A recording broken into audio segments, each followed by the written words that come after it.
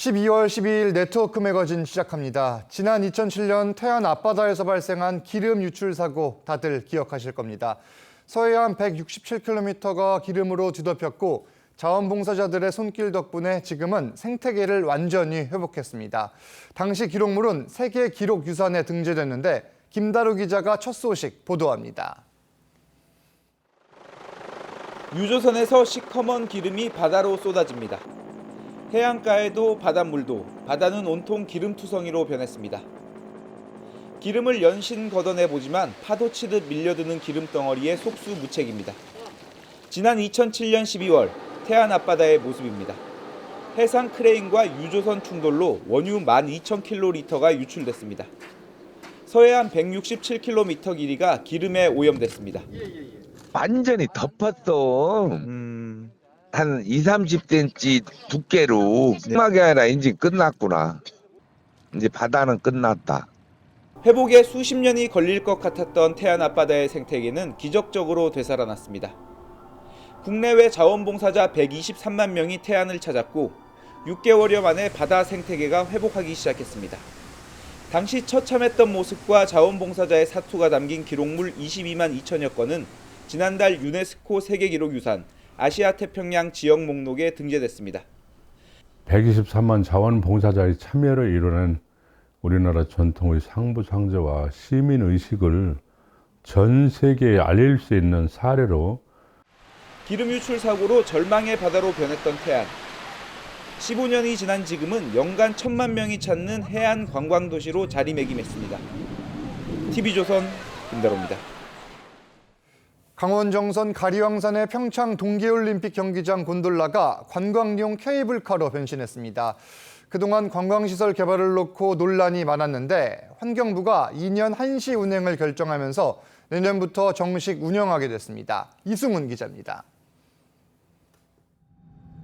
해발 1380m, 백두대간 가리왕산입니다. 산자락을 따라 케이블카가 길게 이어졌습니다. 평창 동계올림픽 알파인 스키 경기에 쓰인 곤돌라가 관광용으로 다시 태어났습니다. 운행거리 3.5km로 국내에서 세 번째로 긴 케이블카입니다. 걸어서 3시간 넘게 걸리는 산 정상까지 20분 만에 오를 수 있습니다. 산이 산수가 아주 좋죠. 골골 계곡들이 지금 보이고 능선이 보이고 하면서 꼭 마치 한 폭의 그림같이 느낄 수 있다. 정선군은 이달부터 가리왕산 케이블카 시범 운행을 시작했습니다. 다음 달 3일부터는 정상 운행을 할 계획입니다. 매주 토요일엔 해넘이 운행을, 일요일엔 해맞이 운행, 산 정상에서 은하수를 감상하는 등 다양한 힐링 프로그램도 마련했습니다. 지역 경제에 또 지역 상인들한테 도움이 되지 않을까. 올림픽이라는 그 문화적인 가치와 이런 걸 가지고 또 홍보할 수. 하지만 산림복구와 케이블카 존치 여부는 여전히 불확실합니다.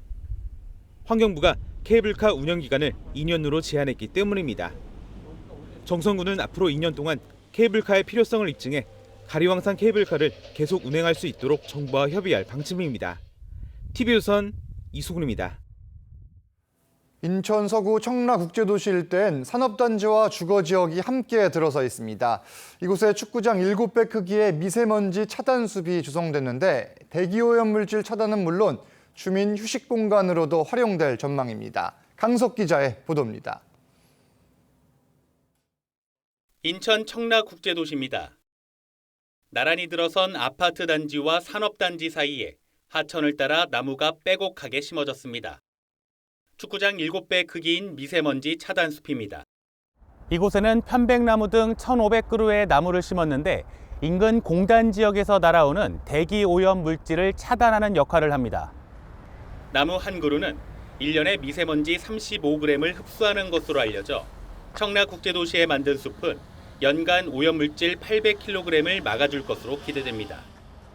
경유차 32대가 운행을 멈추는 효과입니다.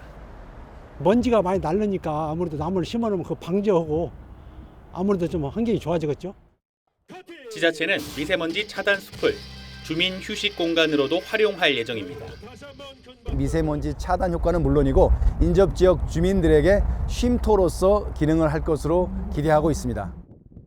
인천 서구는 내년까지 40억 원을 투입해 축구장 15배 면적의 미세먼지 차단 숲을 추가로 조성할 계획입니다. TV조선 강석입니다. 정부가 수도권 대학의 지방 이전을 추진하는 가운데 경북 문경시가 한국 최대 이전과 숭실대 캠퍼스 유치에 나섰습니다. 범시민 추진위원회를 꾸리며 본격적인 활동에 들어갔지만 이전 대상인 대학 측은 반대하는 상황입니다. 이심철 기자입니다. 한국체육대학교 문경 이전을 영원합니다. 경북 문경 시민들이 한국체육대학 이전에 한 목소리를 내고 나섰습니다. 한국체육대학 문경 이전 범시민 추진위원회가 지난 5일 출범했습니다. 정부가 국토균형 발전의 일환으로 수도권 대학의 지방 이전을 추진하는 것과 발을 맞춘 겁니다. 국군 체육부대가 문경에 유치해 와 있고 스포츠 도시로서 또 훈련장으로서 최적합한 문경입니다. 문경시는 훈련 시설을 충분히 마련할 넓은 부지는 물론 내년에 중부 내륙 고속철도가 개통되면 서울까지 1시간 20분 거리로 줄어든다고 강조했습니다. 하지만 한국 최대 구성원들의 지방 이전 반대가 해결 과제입니다. 넓은 땅, 또 운동하기 좋은 그런 국토 중심으로 옮기는 것이 한 체대의 중장기적인 발전에도 도움이 된다고 생각하고. 문경시는 지난달 11일 숭실대 문경 캠퍼스 추진위원회를 꾸리고 내년 상반기까지 문경대와 숭실대를 통합하는 숭실대 제2캠퍼스 유치를 마무리할 계획입니다. TV조선 이심철입니다. 이태원 참사를 계기로 사회적 재난에 대한 예방과 대응의 중요성이 커지고 있습니다. 경기도가 붕괴 사고 등을 가정한 대규모 합동 훈련을 실시했는데 김승돈 기자가 훈련 현장을 취재했습니다. 대형 쇼핑몰에서 에스컬레이터가 역주행하고 가장 아래쪽에서는 압사 사고가 발생합니다. 시민들이 긴급 구조를 하고 출동한 소방관들이 가세해 응급조치와 인명구조에 나섭니다. 경기도가 지난 8일 수원의 한 쇼핑몰에서 진행한 사회재난 대비 합동훈련입니다. 압사 사고와 가벽 붕괴 등에 대비한 긴급 출동과 구조, 환자 이송 훈련 등 전반적인 대응 시스템을 점검했습니다. 상황 판단회의를 개최할 예정이니까 각 부장들은 지휘처 앞으로 직결할 수 있도록. 긴급 출동을 가로막는 불법 주정차 차량을 강제 견인하고 헬기도 동원해 구조 골든타임을 확보하는 방안을 모색했습니다. 이번 훈련에는 소방과 경찰 등 32개 기관 단체에서 500여 명이 참여했습니다. 이런 일이 생기면 관계 기관 간의 긴밀한 협조를 통해서 초동 대처를 통해서 만전을 기해야 되겠다는 생각입니다. 경기도는 민간 전문가가 참여하는 도민안전혁신단을 구성하고 사회재난대응합동훈련을 정기적으로 실시할 방침입니다. TV조선 김승돈입니다. 경북 구미 국가산업단지가 저탄소 대표 모델로 지정됐습니다. 산업통상자원부는 지난 7일 구미 국가산단을 대표 모델로 지정하고 2030년까지 탄소 배출량을 19.7% 줄일 계획입니다. 구미시는 오는 2024년까지 국가산단을 친환경, 저탄소 공단으로 바꾸기 위한 에너지 자급자족 인프라 구축 사업을 진행합니다. 계속해서 네트워크 초대석 시간입니다. 정부가 경기도 김포시에 위례 신도시와 비슷한 급의 신도시를 조성하겠다는 계획을 발표했습니다. 이와 관련해 김포시 수건 사업인 지하철 5호선 연장도 가시화되고 있는데 김병수 김포시장 모시고 자세한 이야기 들어보겠습니다. 안녕하세요. 안녕하십니까. 안녕하세요. 자, 일단 김포 한강 콤팩트 시티 이 내용이 계속 나오고 있는데 이 공공주택 기구잖아요. 먼저 이거 소개를 부탁드리겠습니다. 지금 20년 전 한강 신도시가 조성될 때 사실은 군사 동의가 어려워가지고 가운데 부분이 빠졌습니다. 아무래도 그랬죠. 220만 평이 빠졌는데 그러다 보니까 이제 나비 형태의 380만 평 가지고 신도시를 조성했거든요. 근데 이번에 그 빠진 220만 평을 채우게 됩니다. 그러면 전체적으로 균형 잡힌 타원형 형태의 신도시가 완성이 되고요. 그러면서 이제 윤석열 정부의 첫 번째 신도시를 조성하면서 미래 교통인 UAM 교통이라든지 이런 체계를 구축하는 그런 신도시가 됩니다. 콤팩트 시티라고 해서 역 주변을 집중 개발하고 주변 지역에서는 역으로 이동을 빠르게 할 수 있는 네트워크를 갖추는 그런 형태의 신도시, 신개념의 신도시를 조성하게 되는 겁니다. 뭐 UAM 체계를 구축한다 이런 이제 설명을 해주셨는데 이 과정에서 지금 이 5호선 있잖아요. 김포까지 연장을 하는 이 협약을 서울시 등과 또 체결을 했잖아요. 예. 어떤 내용입니까? 서울시하고 협약을 체결한 것은 사실은 예. 가장 지자체 처음에 국토부가 추가 검토 노선으로 4차 광역망에 반영을 하면서 조건을 3가지를 제시했습니다. 예. 하나가 지자체 합의고 노선 합의고 경제적 타당성 제고인데요. 이 중에서 가장 중요한 게 그 지자체 합의였습니다. 그렇죠. 근데 이게 문제가 뭐냐면 핵심 관건이 이제 건설 폐기물 처리 문제입니다. 예. 이 문제에 대해서 앞으로 서울시와 강서구, 김포시가 이것을 해결하겠다라고 합의를 한 것이고요. 이것은 폐업을 하든 이전을 하든 예. 이 3개 지자체가 이 문제를 해결해서 5호선을 진행할 수 있는 시작점에 문을 열었다. 이렇게 평가할 수 있습니다. 이게 사실 김포시 주민들이 굉장히 바라던 사안이고 네네. 방금 전에 말씀해 주셨다시피 지자체 간 합의를 이끌어내는 게 쉽지가 않은데 네. 지금 보면은 강서구, 서울시 그리고 김포시까지 3개 지자체가 합의를 했단 말이에요. 네. 어떻게 이뤄내셨어요? 이게 처음에 이 5호선 연장의 목적이 상이했어요. 예. 서울시는 이제 차량 기지 이전하고 일대를 개발하는 게 목적이고 예. 인천시나 김포시는 5호선을 갖고 오는 것이 목적입니다. 목적이 다 달랐다 그럼요. 이거잖아요. 그러니까 이제 처음부터 우리가 싫어하는 것은 배척하고 좋은 것만 받는 게 아니라 서울시의 목적을 정확하게 인식을 하고 이 목적을 달성시켜 줄 수 있는 방법을 찾는 겁니다. 예. 그래서 저희가 건설 폐기물 처리장을 처리하는 문제에 저희가 대승적으로 합의를 한 거고요.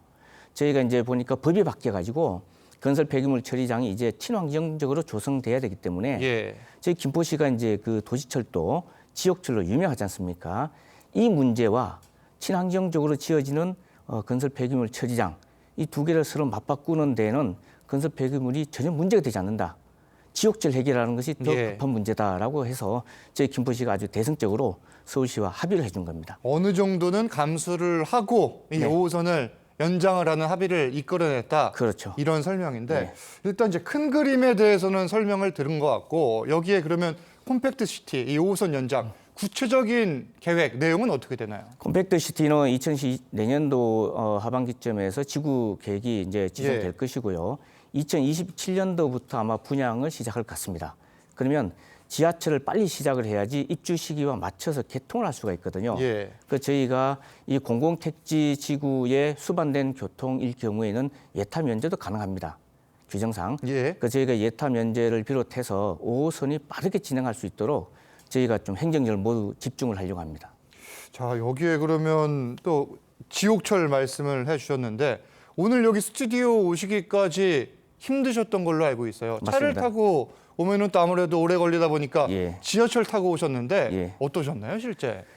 실제로 서울로 들어오는 김포 쪽에서 예. 서울로 오는 교통이 너무 안 좋습니다. 그래서 힘들잖아요, 저희가 아무래도. 그 지옥철이라고 불리는 예. 도시철도를 타고 공항에서 다시 공항철도를 타고 예. 서울역에서 2호선 타고 그렇게 여기 오는데 약 한 1시간 40분 정도가 걸렸습니다. 1시간 40분이나 예. 걸렸다. 그러다 보니까 이제 예. 서울시 우리 저 시민들 입장에서는 서울 접근성이 너무 나쁜 거죠. 예. 그래서 이 문제 해결하기 위해서 저희가 20년 전부터 추진해 왔던 중전철 도입 이제 바로 이제 5호선 연결을 이제 실현하게 된 겁니다. 예. 그러면은 이 김포시에서 아무래도 서울로 출퇴근하는 분들이 굉장히 많은 걸로 알고 있는데 이 골드라인 뭐 들어보신 분들이 많을 것 같아요. 김포 골드라인 증차 등 다른 또 방안 대안이 있을까요? 그 지하철 5호선이 이제 개통될 때까지는 최소한 7, 8년에서 길게는 10년이 걸립니다. 예. 그렇다고 해서 그냥 둘 수는 없는 거지 않습니까? 그래서 도시철도의 혼잡률을 낮추기 위해서 저희가 철도를 정차를 합니다. 예. 정차를 해서 2분 30초까지 배차 간격을 당기면서 승차 인원을 좀 늘릴 거고요. 또다시 그때까지도 정차할 때까지 2024년이기 때문에 예. 그때까지는 저희가 주요 역과 역을 연결해서 철도와 동일하게 김포공항에 들어가는 시간, 버스를 타도 동일하게 김포공항에 들어갈 수 있는 특화된 노선을 신설합니다. 예. 이렇게 해서 철도 이용객을 좀 분산시켜서 혼잡률 285%를 200% 이하로 낮추도록 그렇게 선제적으로 조치를 하고 있습니다. 자, 지금 뭐 오늘 도시 교통에 대한 이야기를 주로 나눴는데 시장님이 생각하고 계시는 앞으로 뭐 김포시 발전 방향, 계획 혹시 있으면 좀 말씀을 부탁드릴게요. 예. 오히려 김포시가 지금까지 교통이 어려웠던 것이 예. 기회가 될 수 있겠다라는 생각을 했습니다. 왜냐하면 김포가 한강이 있기 때문에 교통 문제, 수상교통을 도입할 수가 있고요. 예. 그만큼 중전철이 없어서 어려웠기 때문에 국토부와 함께 UAM 도심항공교통이지 않습니까? 예. 이런 새로운 교통이 들어갈 수 있는 기회가 많아졌고요. 이런 교통 문제가 해결되면서 김포는 사실 콤팩트 시티가 조성되지 않습니까? 그러면 인구 70만, 80만의 진짜 수도권의 큰 대도시를 구성할 수 있는, 그럼으로써 이제 자족 도시가 되고 그 김포 내에서 각종 생활 인프라가 구축되면서 예. 시민들의 삶이 아주 편안해지는 그런 도시가 만들어질 거라고 저는 계획하고 있습니다. 알겠습니다. 김병수 김포시장님 말씀은 여기까지 듣겠습니다. 감사합니다. 고맙습니다. 예. 오늘 네트워크 매거진은 여기서 마칩니다. 저희는 다음 주 월요일에 다시 찾아뵙겠습니다. 감사합니다.